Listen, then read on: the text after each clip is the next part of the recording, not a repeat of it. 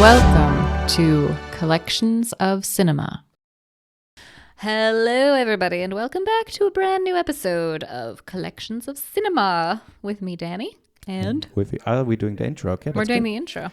We are on the special Halloween episode, and with us is also Frank, or Frankie, as we'd like to call him, from Reels of Cinema. Hi, Frank. How you guys doing today? Good.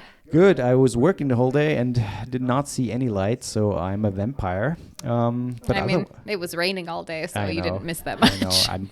I'm glad I was sitting inside the whole day, smelling the oils, and I was glad that it was raining because I did not miss anything other than seeing my daughter, or not seeing my daughter. No. And you. Okay, we have a special episode for you today. So it's spooktacular. We have 3 movies in one. We never did that before. Oh, we did actually with the 28 days. Technically, yes, with that. And it's kind of similar because we have 2 of the movies here in Blu-ray, and the third one we do not have. But I hope Frank does. otherwise, let's just say. We cheated, or someone does have a copy. And we are going to start with the Texas Chainsaw Massacre, the original one from 1974, which was my... we each picked a movie for this. Right. For this and this podcast. one was my pick. Tobe Hooper. I don't even know Toby? how to... Toby Hooper? Toby Hooper? I would say Toby. How would you pronounce it, Frank? It is Toby Hooper. Yeah. Okay, Toby Hooper. Moderate budget of 80,000 to 140,000 estimate, and a box office of 30.9 million, which just insane, blows your mind. And I told, we watched it yesterday on this gorgeous Blu-ray set, and I said, filmed on 16 millimeter on very expensive film, and the grittiness and the almost shitty looking images, partly, not always, but partly, add to the grittiness and to the horrific imagery of the movie. Do you want to quickly go into the plot of the film? Yes, classic slasher, in my opinion, but I love it. It's basically a group of friends. They are traveling through, where are they, in Texas? Yeah, in Texas. No, dear. Oh, yeah, they're in Arizona, obviously. Title of the movie, Texas Chainsaw Massacre in Mississippi. They're traveling through Texas, obviously, and they stumble upon this house. I think they run out of gas or something, and they get stuck, and so they're just looking around, and they stumble upon this house, and yes and no. Of cannibals, I guess you can call them. Sally and Franklin's grandfather. There was a house that they owned there. They looked at the grave, and so they had a connection there, and I think they spent the summers there when they were kids. Yeah. Right? So they had a connection there, and keep going. Sorry. That's pretty much it. They go and they. The hitchhiker though is important. Yeah, I feel that's we can just go into that. That's not really the short synopsis. Yeah. But they pick up a hitchhiker, and he just goes crazy on them, and that's basically what starts the killing. The chain reaction. The chainsaw reaction. Oh dear Lord! Insert the badum-tus sound effect right there. Right. When did you watch the movie for the first time? I'm very interested. Texas Chainsaw Massacre 1. The first time I saw this movie was probably... It was the late 1980s, definitely. And I was probably about 14 years old. And I was... Around the time that I was... I know, I'm old. You don't have to... No, that's not right. But you were 14 when you watched it. Rub it in, Woifi, huh? I know what you meant. Yeah, no, I began watching... Well, long story short, I'll give you the Reader's Digest version. So I was about 13 years old, and I was in the 8th grade, slept over at a friend's house one night in March of 88. And I can remember that he said, hey, let's go to Blockbuster. Let's rent a few movies. I said, yeah, sure. Hey, we sure will. And off we went. And so let's see. So he wanted me to see 3 movies that I had never seen before. Basically, it was, he was the host. He chose the movies. I said, okay. So he VHS tapes. So the first one that we watched was Police Academy 3, Back in Training. Okay. I said, this is pretty funny stuff. I like brain candy just as much as the next guy. I was properly amused. And then the second one was Creepshow 2. And I was like, okay, now we're getting into a little edgy territory here. And then we threw in Friday the 13th, 6, Jason Lives. And I was like, mother of God. So at that point, I said, you know Wow. something? If we're going to work our way up from Police Academy to Jason as a zombie, then there might be something to this horror movie thing after all. And that was my introduction to the horror genre.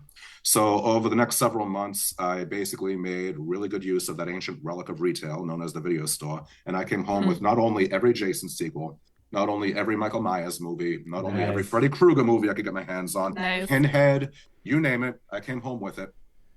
And then I came home with the first Texas Chainsaw Massacre. So by this point, I was probably about 14 years old. It was probably the summertime, and I hadn't entered high school yet. And I'm watching this movie, and my first reaction really was not one of, I think I had seen it at a point when I had seen so many slasher movies by that point that it didn't affect me at all. I was Oh, so okay. desensitized. Mhm. But I was also a cocky 14-year-old kid. I mean, what 14-year-old kid is going to say, oh, I'm scared. Let me clutch my teddy. So it wasn't exactly that kind of a situation. Then years later, I was in college, and so again, I was in college in the 90s. So VHS tapes still, no such thing as, okay, well, we're going to be in this corner of the room on the tablet watching this. Well, okay, you guys are going to go watch that over there? Fine. No, you get in the same room with a group of friends. You all watch the same thing because it was one TV, one VCR, and I was the only one who owned one of each. So we're watching Texas Chainsaw Massacre, primarily for the benefit of 2 friends in the group who had never seen it. And I was anxious for them to see it so that they could, feel the impact. Because at that point, I was not nervous around it or anything, but I wanted to see if they would be. Because I had been reading. I was such a dork. I would own and I would read through Leonard Maltin's video movie guide. I would own like these movie review compilations, Roger Ebert and McMartin and Marsha Porter, their books. And so these little blurbs of all these different movies of every genre, ever since movies were created, I would spend like an hour a night, like just reading through them all. And I was there like, okay, so Texas is supposed to be something that really affected me. It didn't. So let's see if it'll affect them. And I wasn't being mean. I said to them, okay, so this has the reputation for being the most, disturbing on a visceral level movie you'd ever seen. Yeah. I was fully expecting the 2 of them to freak out over it. I will not use their real names. Let's just call them, I don't know, let's just call them Sally and Pam. So, a little tip of the hat to the characters. So Sally and Pam, they're in there with us, and they are laughing their way throughout the entire freaking movie. They are just they burst into laughter when Franklin and Sally got into the fight over the flashlight because they thought it was just so ridiculous. And then once Leatherface makes his presence known and the whole chase begins with him and Sally through the woods, Sally and Pam, they're on the top bunk, and the 2 of them are just chuckling and leaning into each other, unable to control their laughter. And so they begin screaming at the TV in mock terror, "Run, Marsha, run," because she looked like Marsha Brady. So I was getting more and more like, guys, and then, within 5 minutes, all of us were laughing about the whole thing. So it wasn't a movie that really bothered me for a long, long time until I revisited it maybe about 10 or 15 years ago. And I'm obviously more mature now.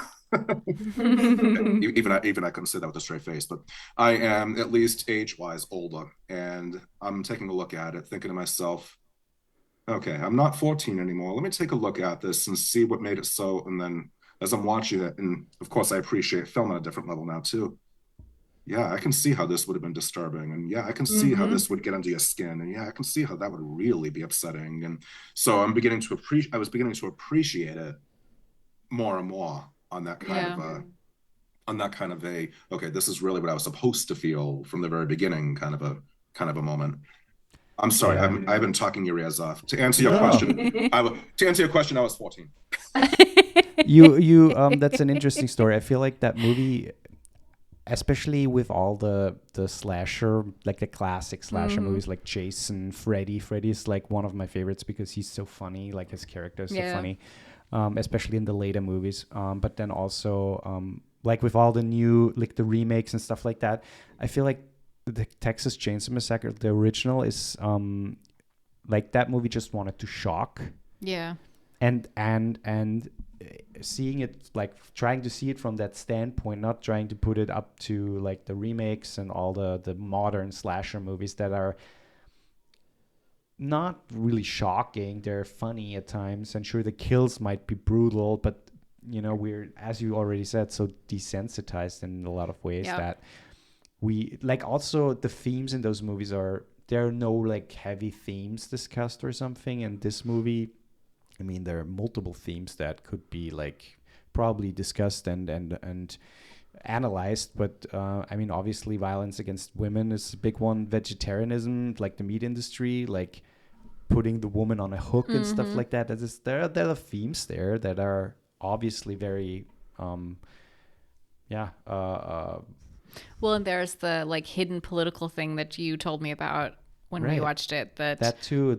He put in the beginning of the movie that it was a true story, right? Because at the time it was something about Reagan, right? Reagan was lying so much, and so he was just kind of mimicking the look. This is what we can do. Like if anyone can do this, then why not? And obviously, I mean, it was based on a character that was real, but that was not the point because other than the mask maybe and some of the digging up like the body parts at the beginning, there's no real connection to Ed Gein. Yeah. But what's funny is that, or what's interesting is, so the movie was released in Germany in 1978 under Blutgericht in Texas, which is like bloodbath in Texas, something like that. So Gericht, I would say, is more like when you're eating something. Yeah, but so I would say but Blutgericht like blood would be a feast. bloodbath. Okay. Yeah, also Blutbad, but Blutgericht, something like that. Yeah. And then in 1982, it did not got released uncut. It got released cut, like heavily edited. And that's also weird because the movie's it's like so an hour short. and 20 minutes long. So what would you cut? Like the movie would be then like 50 minutes long or something. But so they already released it cut, but then they put it on the index, and so they had like an index which there were a lot of movies on there and still on there, and a lot of games later on too that are so brutal that the government said, no, I'm sorry, you're not allowed to sell those. Yeah. And to a certain in the index or certain cases even, you're not even allowed to own them. Like if you own them, like the government or the police was able to take them away from you. Wow. And not even show them, obviously, on like in public cinema and stuff like that. And until 2011, in 2011, they finally crossed it off the index and the movie got released, which is this one in the uncut remastered version, which is crazy to me. And there are a lot of. There were so many other movies that came out between the two of those that were probably not, but like think of Saw. I mean, Saw is so sure, obviously later movies disgusting. were way more brutal, but they started the index in the 70s, and obviously the amount of gore and brutality and stuff like that you were able to see and do on movies and in games and stuff changed over the course of years. I mean, it still does, but yeah, it's interesting. Yeah. But I would just quickly go back to the meat stuff of the movie. So the movie has been described as the ultimate pro-vegetarian or vegan movie due to its animal rights themes. And Tobe Hooper also said, Toby Hooper also said that the movie is about sounded meat. Like you said Tobe Hooper. Yeah. And he gave up meat while making the film, and also Guillermo del Toro became a vegetarian for a time after seeing the movie. Interesting. So it's kind of interesting that too, and also it's a very gross movie. Like it's honestly, so I also started watching horror films probably around like 13, 14. I started to really get into them, and so obviously I think everyone starts with slashers. I feel like that's just a very standard thing to start with, and so I started with all those movies too. And I think I probably watched this one around that time, maybe like 15, 16. and found it like creepy and scary, but I don't think I really understood the disturbing aspect of it until much later. So kind of like you, Frank, where some of it was actually kind of funny and didn't really affect me all that much. And watching it as an adult, just the scene at the dinner table is so disturbing because it's just like from that point on, it's just screaming the entire time. Like from her character, it's just screaming.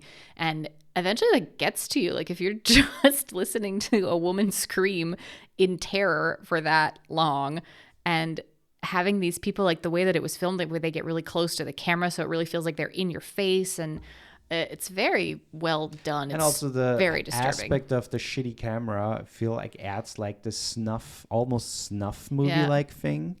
Like there's the movie called 8 Millimeters with Nicolas Cage, and you see you see a lot of those like really horrible snuff movies and filmed with like 8 millimeters, hence the title.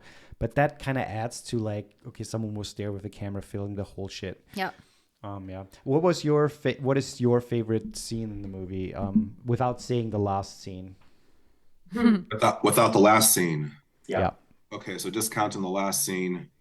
Ooh, I honestly think that I'm gonna have to go with.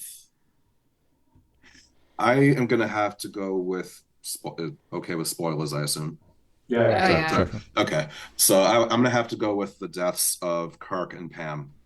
Which really is the same. It's the same one longer scene. Yeah. Because that is Leatherface's first appearance when we see his actual face, and there is no sound. There is no music until he slams that door. And once he slams that door, first you know that Kirk's fate is sealed. And secondly, as soon as you see Pam getting up from the swing, walking towards the house, you know her fate is sealed as well. Yeah.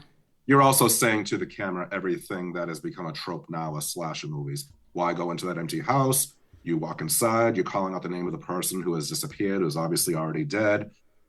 Putting all of that aside, because even if that does seem derivative now, it came before Jason, Michael, Freddy, Chucky. It came before all of them. So it wasn't a trope really just yet. Halloween gets the credit for creating those tropes, but I think Texas created a few of them themselves first, as well as Black Christmas, which I know I've mentioned to you guys before. But I think that's my favorite sequence because it is, dinner scene and ending aside, I think that sequence for me is the most intense because number one, we don't have music. We have a couple of low rumblings. We have a lot of dissonant sounds. But other than that, all you hear is the clucking of chickens. All you hear is the sound of Pam gagging or that sort of thing. The camera work is absolute. It's just batshit crazy with the close-ups, the quick zoom-ins, the quick zoom-outs. Very 70s, still very effective. And honestly, I would have to say it's the performance of the actress who plays Pam. I mean, she sells it. She really, truly does, which is that's not common for a film of this genre, where you would say, "Oh wow, that's a really good performance." Yeah. Also, unknown actors, like they're not like super well known, and so they haven't done that much. So yeah, I feel like besides the guy, what is his name in the wheelchair? He's Franklin. Very annoying. Franklin, thank you. He's very annoying to me. He's like the weakest of them But I feel all. like he's supposed to. You know, they always have those, especially those older movies. There's always one character who I feel like you're not supposed to really like all that much, or is supposed to be annoying. I don't know. It's kind of mean that they made that character like the wheelchair guy. Yeah, but the thing is, it's so funny because from the moment you know what's going to happen. I mean, you know what's going to happen from the title. Yeah. But the moment you see him in a wheelchair, you know, oh, I know how he's going to die. Yeah. And I feel like that's the most satisfying kill. Not like I'm not saying entertaining, I would say. Right. Because it sucks. He's already sitting in a wheelchair and then he gets killed like that. It's like the worst. Like he basically pulled the worst card of all of them, I guess. Sure did. I would say we slowly start to transition into the next movie. But before we do, because Frank is on our podcast and I feel like I need to channel your incredible rating system that you have on your podcast. So I'm going to ask you, how many bloody chainsaws out of 5 bloody chainsaws would you give Texas Chainsaw Massacre? Well, first of all, thank you. And second of all, I'm going to have to give Texas Chainsaw 4.5 out of 5. It loses half a chainsaw because I do think that the performance of Paul Patane as Franklin is really cringily over the top. It does take away from the impact that his scenes otherwise would have had, including his death scene. He stayed in character throughout the entire shoot, so the entire cast hated him by the time the filming wrapped. So it's what he wanted to do, but yeah, I would just have to say 4.5 out of 5. Okay. Yeah. Woifi, how many bloody chainsaws? 4.5. Yeah. I would agree. I think I reviewed it 4.5. Yeah, 4.5 on Letterboxd. Yeah, I feel like it's a must-see movie. Like if you've not seen the original Texas Chainsaw Massacre, go watch it. Fun fact: I've never seen the second one, and I want to watch it now. Yeah, I want to watch it. I've wanted to watch it for years now. I've seen all the prequels. I've seen this. I've seen the remakes, but I've never seen the second one. Interesting. So yeah, I wanna definitely watch that because it's considered way more brutal. But I feel like, I don't know, he just wanted to top the brutality and what. Sure. So it's probably not as impactful, but yeah. It's not. The second one has a lot more. The second one has a lot more gross out gags than the first one does, and I deliberately use the word gags because the second one also goes for the comedy. It is so different tonally from the first one. It is not. You would think that they're completely two different franchises. The third one, the less said, the better. The third one I saw in the theaters, and it was so heavily cut down by, at least the version that played here in the States, by the Motion Picture Association of America, because that was, the 80s, late 80s. That was when they were really cracking down on graphic violence with the whole moral majority thing. And, watching a scary slasher movie is what creates sociopaths. And that was the mentality on talk shows and the whole thing. So pretty much everybody involved with the third one has disowned their association with it. So if you're looking for one that's the most effective, stick with the first. If you're looking for something that is a delightful black comedy, the second. And if you're looking for something, if you're a completionist, watch the third. I also liked the remake from 2003, but only because it was the first, that was the first one I saw. Okay, yeah. And I liked especially the beginning. The beginning of the 2003 remake is so good, where they did the police investigation FBI thing, where they went into the house with the cameras and basically rolled it up as a case. Yeah. And just thinking about it, I get chills because it's so effective. And then, the voice tells in this blah blah this happened and the young blah blah, and you're like, oh shit, this is fucking serious. Yeah. Other than that, the movie is fine. But the beginning is, it's really good, I feel like. Let's move on to The Fury. Do you have, I have info on it if you don't, but if you do, then you can. No, just quickly, Brian De Palma directed it. I mean, fucking phenomenal director. Budget of 7.5 million, which is also, it's moderate for, it's actually very high. And you can see it. You can see it for sure. Box office of 24 million, well deserved. And that's the first time we've seen that movie. Yes, this is Frank's suggestion. Thank you for bringing it to our attention because we really liked it. Yeah.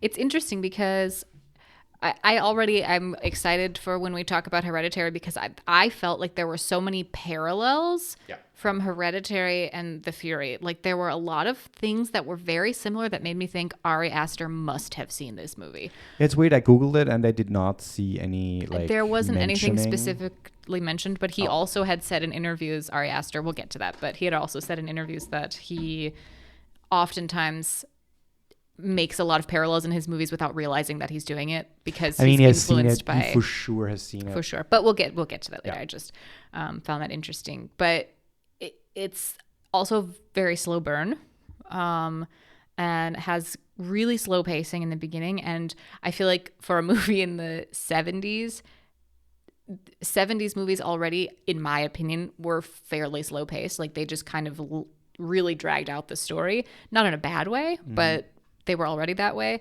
And so when you're expecting, okay, when is the horror going to start? When is the horror going to start? When is the horror going to start? It was a really fun watch because it kind of felt like a spy movie at first. It's a mixture, right? It's supernatural. And then it turns supernatural, horror, and it turns thriller. Yeah.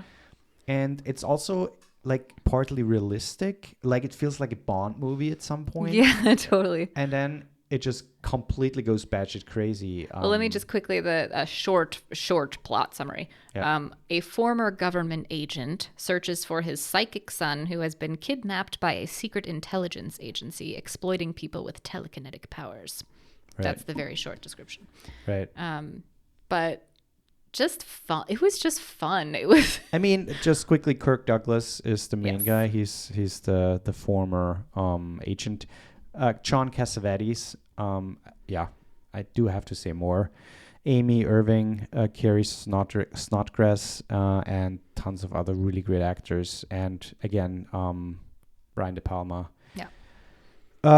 It was a book by John Ferris, and he also wrote the screenplay, which is most of the time a good sign. Yeah. And please, Frank, tell us about like why did you choose the Fury, and what is like why did it come to you? You have seen it before, obviously, but yeah.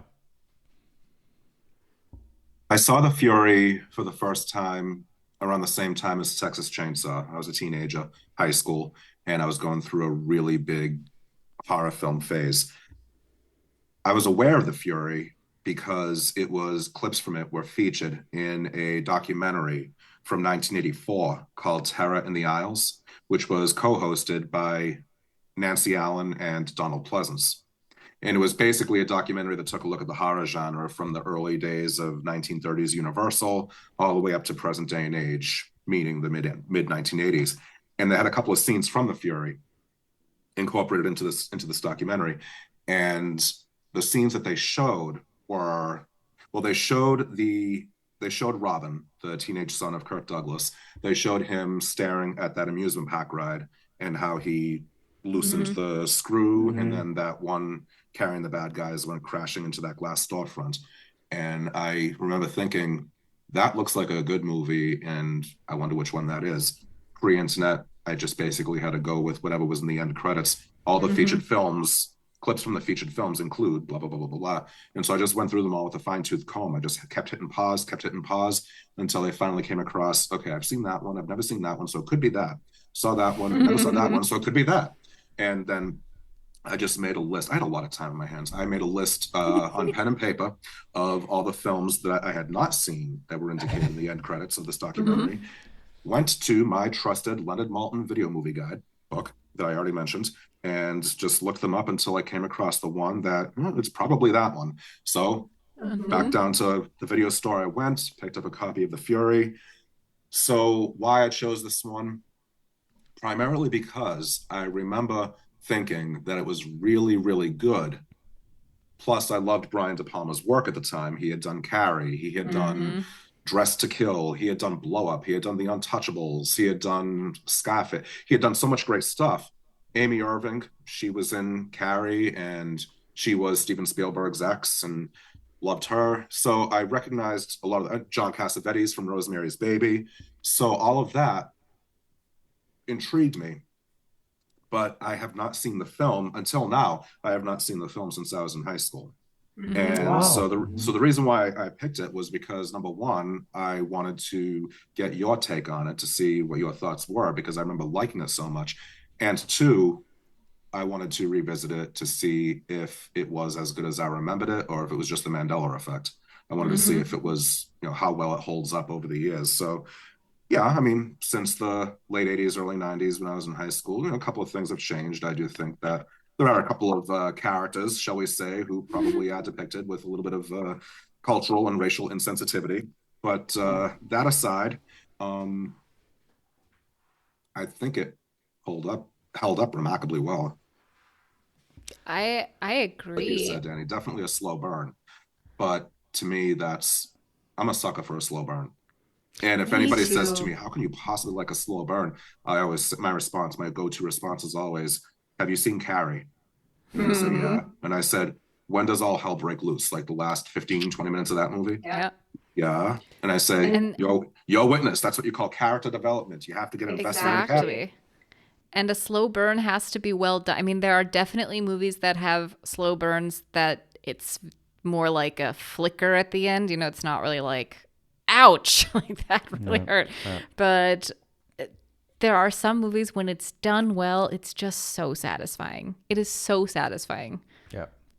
Also, I mean, obviously the 80s, 70s, the storytelling was different. So yeah, sure, there are some things that are, I wouldn't say outdated, but just like been done differently back then.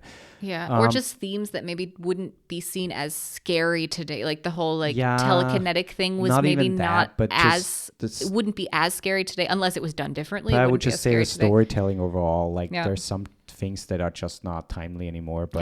But overall, I feel like what stood out to me and what like made it so interesting and cool for me was the camera work. Yeah. Not only camera work, but then also the effects, the practical and also like so in camera and after camera effects. Even though some things like usually I'm very good, especially with old movies, like, oh yeah, that's how they did it. But in some scenes I'm like, wait a minute. So obviously there was a cut, but how did they match that up and stuff like that? Like there's some crazy stuff in there that is like 3-4 scenes that are mind blowing. Yeah. And they're so well done and something that I've never really seen before, which is also hard to do because I've seen a lot of movies in my in my short amount of time that I've been watching movies. But yeah, so thank you for that alone to bring that movie to our attention because that was phenomenal. Yeah. I mean, there were also, I think you can parallel it to Texas Chainsaw in the fact that there definitely are some things that are more comical by today's standards. Yeah. So watching it is there were some like facepalm moments for me where I'm like, oh boy. Or Frank, I think I texted you about the aspirin thing, which I just found so funny. When she walks in I don't know if she's a nurse, but she walks into the girl's room and is giving her drugs and she's like, what is it? And she's like, it's a sedative. It's like aspirin. You've taken aspirin before. Like, it's not like aspirin. That's great. Like, just pop a sedative, no problem. But I very thoroughly enjoy, like, it was never so cringy, where it's like, ugh. Yeah. Like, get me through it. It was thoroughly enjoyable, even in the moments that felt kind of like face palmy. Yeah. Yeah. I really liked it. I'm sorry. Keep going. No, I the thing is with Brian De Palma, to me, he is hit and miss. I recently watched Scarface again. And honestly, I really liked the movie as a young boy because it was cool and Scarface is such a cool dude and blah blah. And rewatching it fell flat for me kind of because compared to other movies that did similar gangster things, I like the main character is not like likable and he just is kind of a douche and then he does a lot of drugs and just does shit all the time and doesn't treat his wife well and all that stuff. It's like, he's not the cool guy. Obviously, you don't need to like him because he's then the evil guy essentially in the movie. But Brian De Palma is hit or miss for me. And that movie really like is a underrated movie for sure because like reading the reviews and then also looking at the ratings, that movie is underrated. Yeah. Alone for the camera work, that movie should be talked about more. This is one of those movies that, you stumble upon. Thank you again for showing it or proposing it because you would never find it anywhere. You would never find it on a streaming service or something, and people don't talk about it anymore. But this movie does some things that are not only like Hereditary and stuff, they're clear influences in other horror movies and other movies, other genres, and again, the camera work. And I feel like some of the horror scenes are more unexpected. So, because as you're watching it, you're not really sure, okay, how is this going to unfold? When you first start it, you're actually kind of confused as to like, because they don't give away too much. They don't spoon feed you everything. So you're kind of guessing like, what is happening? Like, what are we watching? And what's going to happen? And when she like first, I'm really bad with character names. I never remember them, but the main actress who's psychic or telekinetic, who gets, thank you. Gillian, yes, Gillian. Yeah. When she's, Amy. before she goes to the school or whatever, Paragon. At some point I said like, this is Hogwarts, right? This is Hogwarts. before she goes to Paragon, because also the music. I mean, yeah. John Stewart. Stewart. Sorry, John. Fuck, why can't I think of his name right now? John Williams. And I'm like, this is Hogwarts, and then the music is like, yeah, this is Hogwarts. But like, you know, some of those scenes where you're not expecting, you're waiting to see like what's going to happen with her, because she clearly like can't control it yet, and she touches that girl who's making fun of her, and all of a sudden like her eyes start to her nose starts to bleed crazy, and then it just escalates every time she touches people. It's like just blood and gore, and it's weirdly unexpected, and it's always from a different place. Like it's never just the nose or just the eyes or the fingernails or you know. The last scene alone, right? Yeah. Oh, so good. Yeah. Yeah, we should move on. Because it's but yeah, we should move on. How many bloody noses would psychic nosebleeds? How many psychic nosebleeds out of 5 would you give that movie? Oh, me. Yeah. I would say, sorry. Out of 5 psychic nosebleeds, I think that I would give The Fury a total of 4 out of 5. I would agree. Yeah. That's what I was going to say too. The thing is, I want to watch it again, simply because like you have to figure out what's going on for a while until you, I understand that movie. I understand that movie. Like it's not a movie that spoon feeds you anything. So you have to look through it at some point, but I want to watch it again because I feel like I missed a lot of things at the beginning. But also I feel like the movie also purposefully, like especially the first scene, like that, which feels very much like a James Bond movie kind of, puts you in this certain direction. Yeah. It makes you feel like the movie's going to be something it's not. And then, I mean, reading what it is about, I was like, how the fuck is this going to? Like, how? Too. And then it just goes from this to this. And yeah, it's a cool movie. Yeah. It's a very cool movie. So the next and final was my pick, and it's Hereditary from 2018. Ari Aster. Mm-hmm.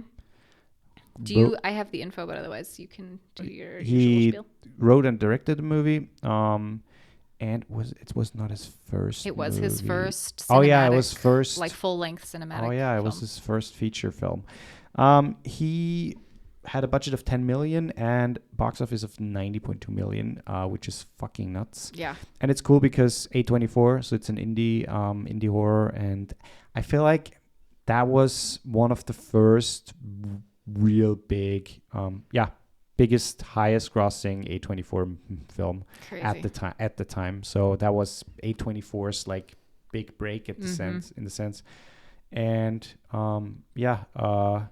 Toni Collette, probably the biggest star, Alex Wolff, Millie Shapiro, Ann Dowd, and Gabriel Byrne. You want to go in? Yes. Quick plot is after the death of her secretive mother, a woman and her family begin to unravel terrifying inherited secrets that reveal a demonic legacy passed down through generations. This movie has stuck with me. I have seen so many horror movies. I don't scare easy. Like it's really hard. Like I can be scared watching a movie, but then I won't think about it anymore. So, it's like I can easily just be like, whoosh, okay, it's gone. And I'm not like up late at night because I can't sleep or, having to turn on all the lights because I'm terrified. This movie fucking scares the shit out of me. Yeah. Like, since the first time I saw it, it has always stuck with me. And when people say, what's your favorite horror film? It's always like the first one that comes to my mind. I'm like, fucking Hereditary. It's so scary. And every time I watch it, I almost forget how much of a slow burn it is just because it has such a powerful impact at the end. So you're watching it and you're like, does it really take this long for things to like start happening, like scary things to start happening? Yep. And I love it. I love it because it's so well done. Yep. And the character development is brilliant. Yep. And Ari Aster said that for him, it's more of he wants it to be more about the trauma and what trauma can do to a family. And it's like a family trauma movie before it's a horror movie. And it works so well, which is my kind of parallel to The Fury, because that also feels kind of like a family trauma movie. Similar tropes. That goes into this kind of supernatural horror. Yep. Yeah. Yeah. What was your first Viewing? When did you watch it? Did you watch it in the theater? And how do you like it? Well, I saw it in the theaters at the recommendation of one of my students at the time, who said to me, Mr. Mendoza, you've got to see this movie. And I said, oh, yeah, I've heard about that one. I heard it was really good. He said, no, you have got to see this movie. And I remember it came out at the same time as the original Quiet Place. So Quiet Place, I saw it first, walked out saying, oh my God, that wasn't even a horror movie. I was sobbing at the end of Quiet Place. I just found it so moving. Love of the father has for his children. And then I saw this. Mother's love for her children. Well, I walked out fully satisfied. I loved it, Hereditary. And I remember thinking at the time, I remember sitting there in the theater thinking, this is kind of like a hybrid of Rosemary's Baby and Ordinary People. Ordinary People in that you have a family at the center of this trauma, as you said. The relationships are unraveling. They're struggling to figure out, where they fit into each other's lives and how do they fit into each other's own. How do they live with themselves with guilt and survivor's guilt and anger and misplaced anger and deflection and gaslighting and the whole thing. Everything that you see in Ordinary People. And then Rosemary's Baby, because it was, well, no matter what happens, this is inescapable. This is your fate. Supernatural forces of the dark side are going to be working their insidious agenda on you. And guess what? There is nothing you can do about it, especially since it's coming from a loved one who is supposed to be the person in your life who is supposed to be looking out for you the most. Yeah. So I just think that kind of a combination is it is hands down one of the most inspired concepts that has been projected onto the big screen in a long time. Yeah. And one last thing before I shut my hole. Toni Collette. If there's anything that I will never forgive the Academy for, it is for snubbing Toni Collette for an Oscar nomination for this movie. I know that they have a reputation and a history of being too good for horror films. Very rarely does a horror film ever break into the nominations. A couple of exceptions, but very rarely. The fact that she was not even nominated completely, to me, bonkers. The Academy lost a lot of cred with me with that one. Yeah, it's sad that they overlook horror films in so many. There's been so many great horror film. So many. Actors in the last couple, or actors performances in the last couple of years that have been overlooked. Like you see it and you're like, oh, this is beyond anything, or this is like, I don't know, like Longlegs. I mean, you can say whatever you want about the movie. You can say whatever you want about Nick Cage, but his fucking performance in that movie, brilliant, is fucking insane. And that's another one that stuck with me. Like after watching it, I'm like, I am terrified of this movie. There's some scenes in that movie that are like horrifying. But shortly to the Hereditary, the one thing that's stuck with me and still sticks with me after so many years is the dollhouse aesthetic. Yeah. How it's filmed, like they filmed it on the soundstage and made it like so you could switch from room to room like a dollhouse. It's so cool. I mean, I read about that too, and his whole spiel with that is that it's to give the idea that they're being controlled, so like you are the one controlling the people in the dollhouse, and it's that. So the way that they go in the beginning, they go into the dollhouse, and then the dad walks in and the movie starts and you're like, fuck, that was cool. But it's to give that whole vibe of, I mean, sure, they're not in control, like something else is controlling them. I mean, that's so pretty cool. Clear from the first like disturbing scene until the end that there's something sinister going on. I also I really like when horror movies not only have a good story and good acting, because that's so rare, where you actually believe the characters. But I like when there's such a realistic aspect, like the way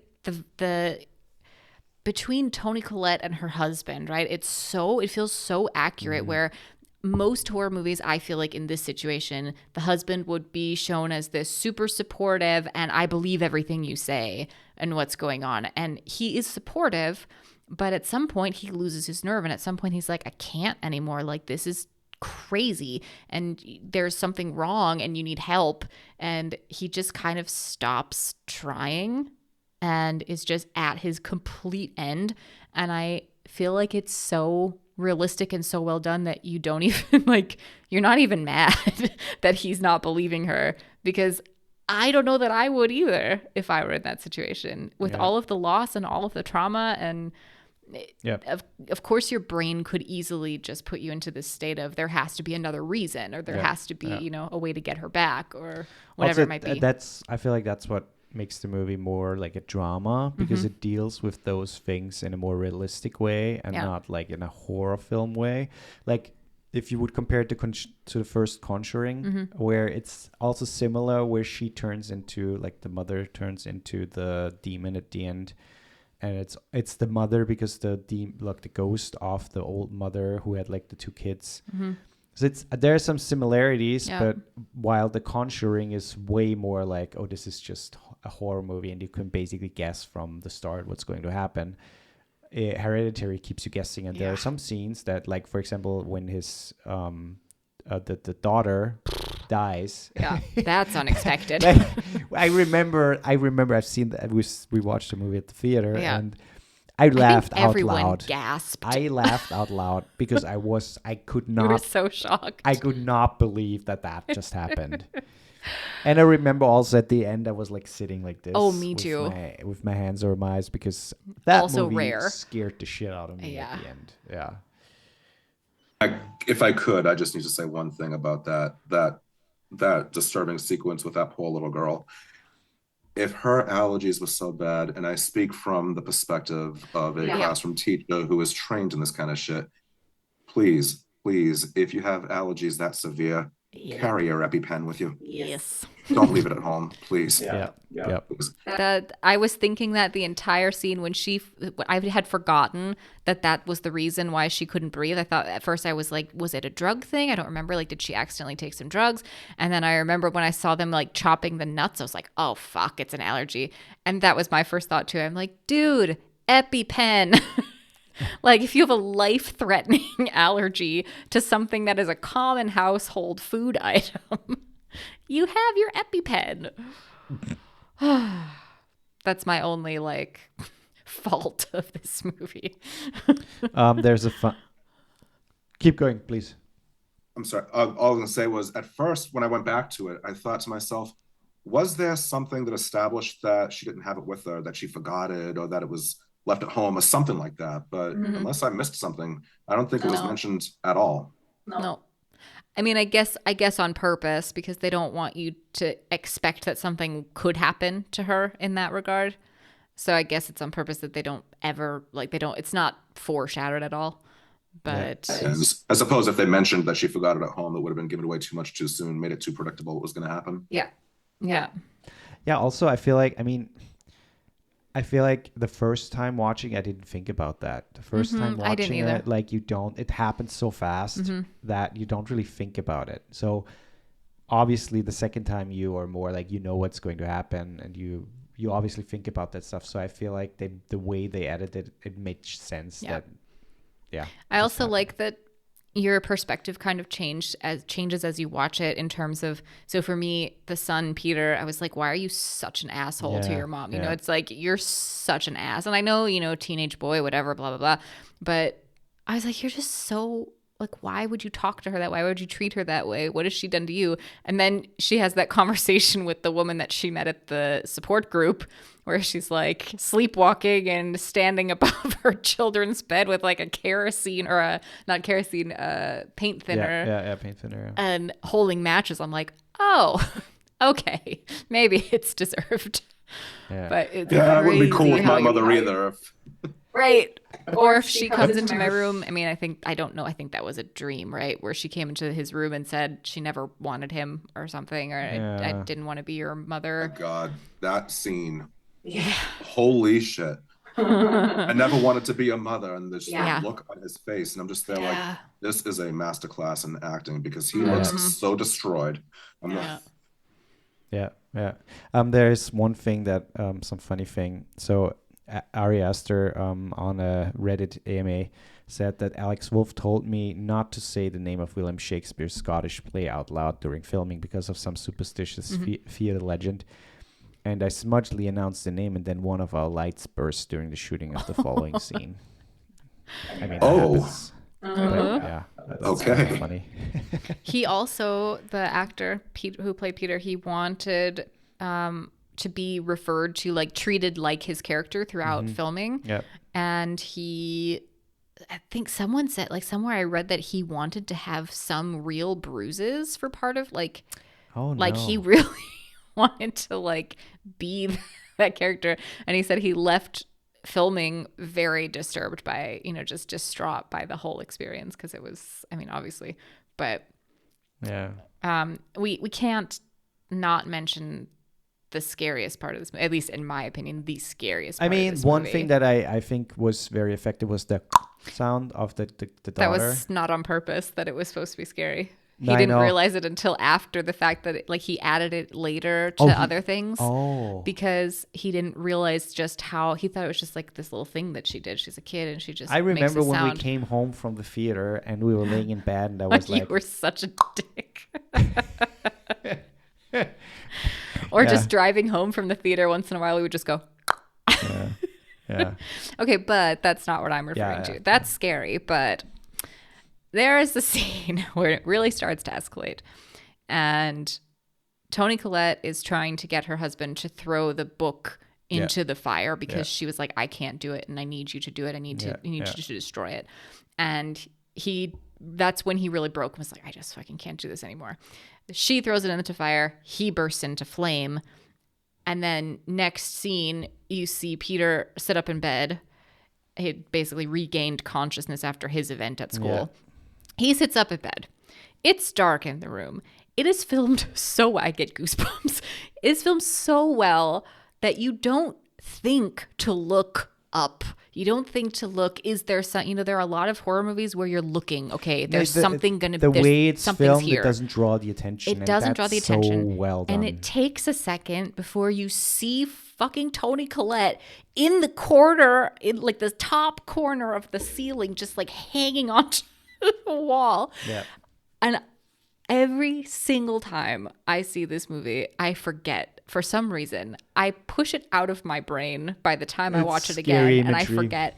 And I'm sitting alone, mind you. I watched this movie by myself this time. I'm sitting alone in the dark watching this movie, and when I notice Toni Collette in the corner, I'm like, fuck that. Like, just out loud, so loud, fuck that. And then it happens again later once he goes down the stairs. But it's like, the scary thing is that you don't notice it at first, and then you notice it, and he doesn't notice. Yes, he doesn't notice it. So he has no clue what happened. Yeah, and he has no clue what you see her like when he turns around to look in the corner when he feels, I feel like something's watching me. You just see her like crawling out on the ceiling. So well done, so good, and it sticks with me so much that. So Woifi has been a little sick, and so he's been sleeping in the guest room, and so I've been sleeping alone since I've watched that movie, since night one of watching that movie. I kid you not, every single night I wake up probably 2 or 3 times, and I shine my flashlight like from my phone if I'm sitting there, into the corner to make sure that Toni Collette is not in hi, Toni. my room. Could you just leave my house, please, Toni Collette? Yeah. So for me, that's the most impactful scene of the movie. Yeah. What is your favorite scene? If you have one. I don't know if I can use the word favorite because the movie is so disturbing pretty much from beginning to end.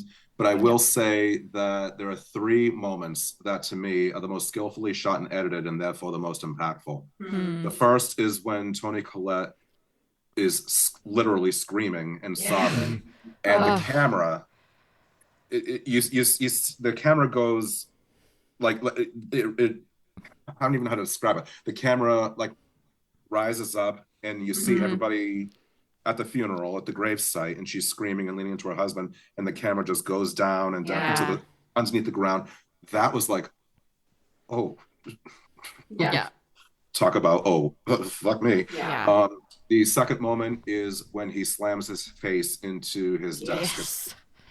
Which, by the way, they were going to pad the desk, and he said, to piggyback on what you were saying about how he wanted verisimilitude, he said, "Oh no, don't pad the desk." He really slammed his face into the desk with no padding whatsoever.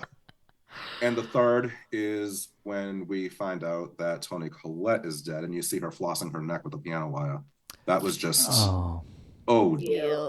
Jesus. Fuck. That's just like, ouch. Oh God.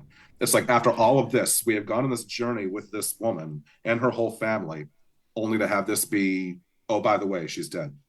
Yeah. And oh, by the way, the father bursts into flames. Oh, by the way, she's hanging and she's slicing her own neck open. Oh, and by the way, it's like, oh, okay, so I guess we're just supposed to forget everything everyone we've been becoming so attached to throughout the whole time. So, and then he's wait, but was the intention that she's been dead for a longer period of time? No. Or because I was under the impression that she was killing herself in that room in that moment in front of her son. Yeah, I think so too. Oh, interesting. That was my impression, but that's also my impression. Yeah, I have to.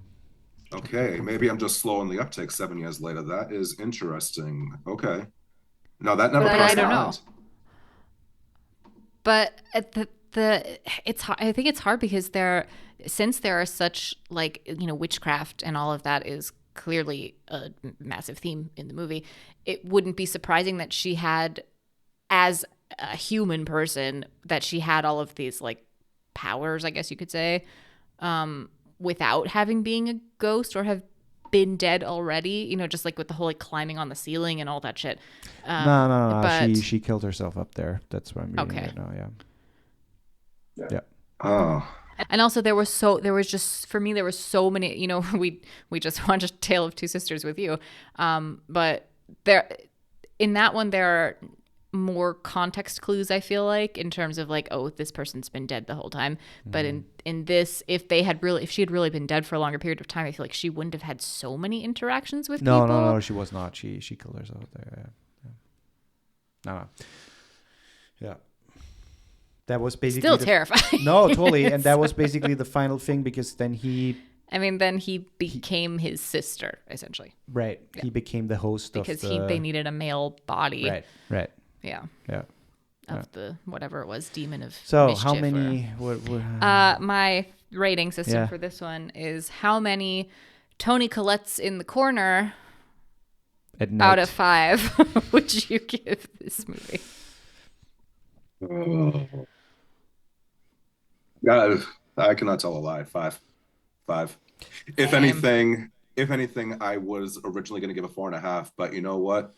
The use of Joni Mitchell's "Both Sides Now" over the end credits, that gave it the additional half. I'm like, okay, that's biased shit right there. This hippie chick singing this song in the late 60s about, ice cream castles in the clouds, and they use it in a horror film. We have not seen the likes of that since Mr. Sandman and the Halloween sequels. So yes, 5 stars all the way. Yep. Or what was it in? I'm sorry, 5 Toni Collette's in the corner all the way. I'm sorry. Yes. Was it in Insidious where they use "Tiptoe Through the Window"? I mean, yes. That's Insidious, but that's not the end credit scene. Just in general the movie. Yeah. Oh my God. We talk about impactful scene. Yeah. Yes, I also would give it 5 Toni Collettes in the corner. Yeah. It's been a long episode. We should end it here. But it was great. Thanks again for being here. Thanks again for choosing that great movie. Yes. People, if you have not checked out Frankie's podcast, Reels of Cinema, do yourself a favor. It's great. He does it alone, and he entertains, and he just has a way of talking about film that is very unique and great and entertaining. So please check it out. Other than that, do you have something to add? Thank you for your film suggestions. Thank you for inviting me on your show. Thank you for the chance to collab with you guys again. And just thank you for being the kick-ass human beings that you are. Thanks. Thank you so much. As always, very delightful, and yeah. Indeed. Thank you. Won't be the last time. No. So people, if you if you wanna support us, please head over to our Patreon, where Joe is still our only member, sadly. Other than that, Spotify, YouTube, Apple Podcasts, subscribe, like, and comment if you have not done that yet. And happy Halloween. Happy Halloween. Woo-hoo-hoo.